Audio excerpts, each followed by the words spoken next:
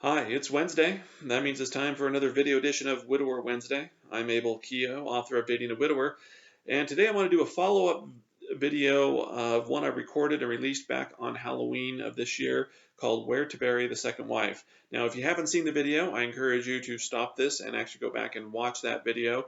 I'll put a link down in the comments so you can go see it.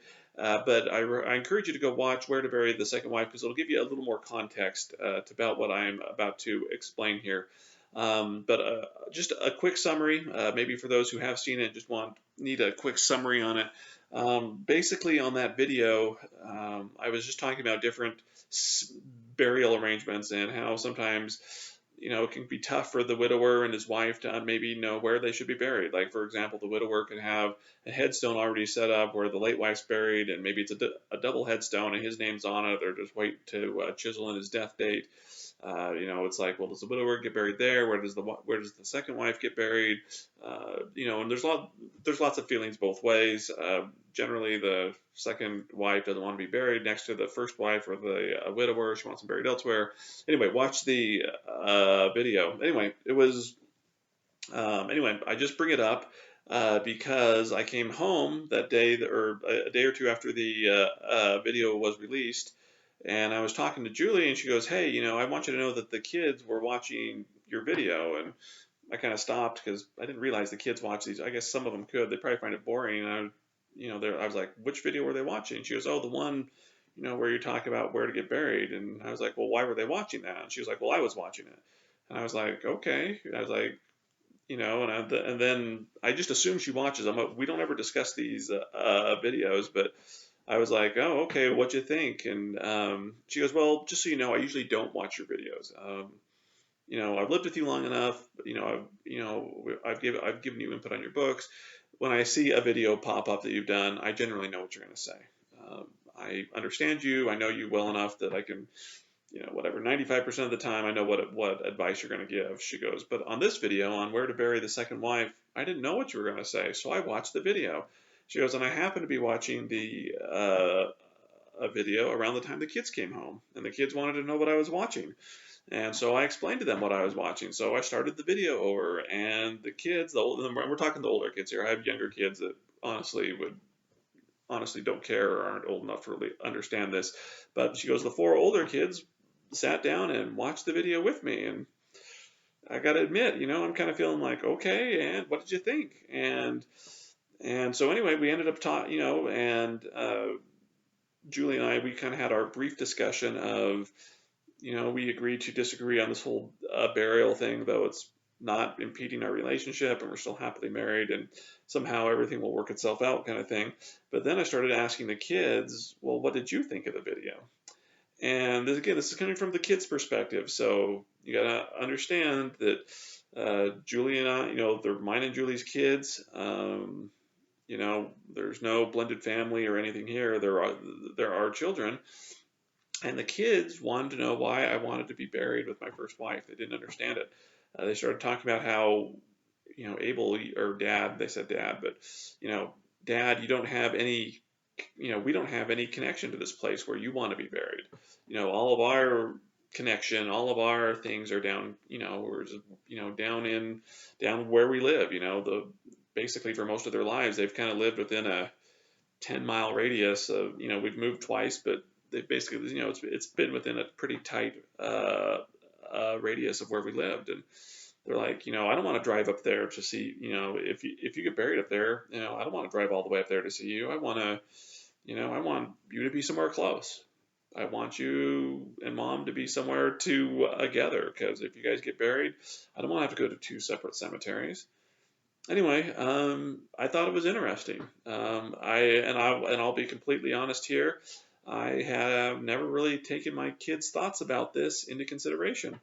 But now that doesn't mean they've necessarily changed my mind or that, it's settled. Well, the kids want this, so that's what we're going to do.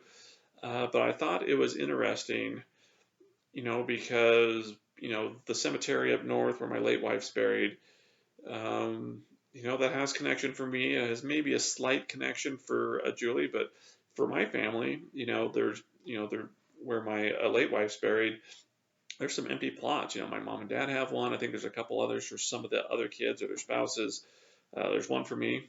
That's kind of where the family's been concentrated. But since marrying Julie and moving south, my kids don't have really, or let's just put it this way, they don't have the same connection. Going up north is where their grandma and grandpa live, right, where my parents live, and so there is a connection there, but it's not the same emotional connection that I have to the place. And obviously, Julie doesn't have the same emotional connection to that place.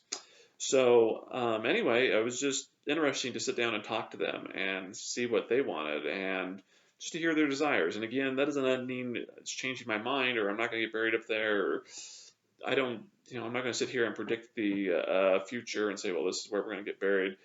Just based on the kids' input, but I just thought it was interesting. I really came to a realization that I didn't have before, and just the realization that I want to be buried there because it's important to me. But really, it's not important to Julie, which I knew, but it's not important to my kids either. And I hadn't thought of that. So if you're wondering if this brought me or Julie closer to anything, resolving, because for those who don't know, I want to be buried up there, and I want Julie to be buried up there too. Julie would rather find some new place and have us both buried side by side. Again, we haven't resolved the issue. So did this discussion with my kids resolve the issue? No, but did it give me something to think about? And it did, kind of. And, just kind of like the family that they know and the family that they have is a different family. Then sometimes I think of family as being bigger. Sometimes I think of it as being a little bit larger than this, that I have a wife and a daughter that are, that are buried an hour to the north. And so it's like I have, there's kind of like two families that are kind of pulling me here. I've got the one family that's deceased and the one family that's living. And I hadn't thought about it in that way before. And anyway, it was good to hear my kids' perspective. And, I wish I could say this, I know there's somebody out there like, well, this would change my mind. And maybe, I don't know, maybe this perspective helps you change your mind. I don't know. To be honest, I debated whether or not to even record this, but I felt that maybe just these thoughts and this interaction with my kids might bring some clarity or resolution to some of you that watch these videos. And so anyway, if you want, leave a comment below. I'd be curious to know what, if your kids have an input on, and I'm talking, does, I guess, does where your kids want you to be buried have any kind of influence on your, resting spot, things like that. But anyway, it was a good, enlightening conversation, and I'm glad I've had it. And it's given me a lot to think about. And maybe at some point in the future, I'll have a new video. Maybe I'll have Marathon Girl sitting here where we can actually talk about, what we've decided to do. And maybe we've come to a conclusion on that. But as for now, I'm the one doing the thinking. And I'm kind of glad that Julie shared the video with the kids and we had that conversation. Anyway, I'm Abel, Keogh, author of Dating a Widower. Feel free to like and subscribe, and I'll see you next Wednesday.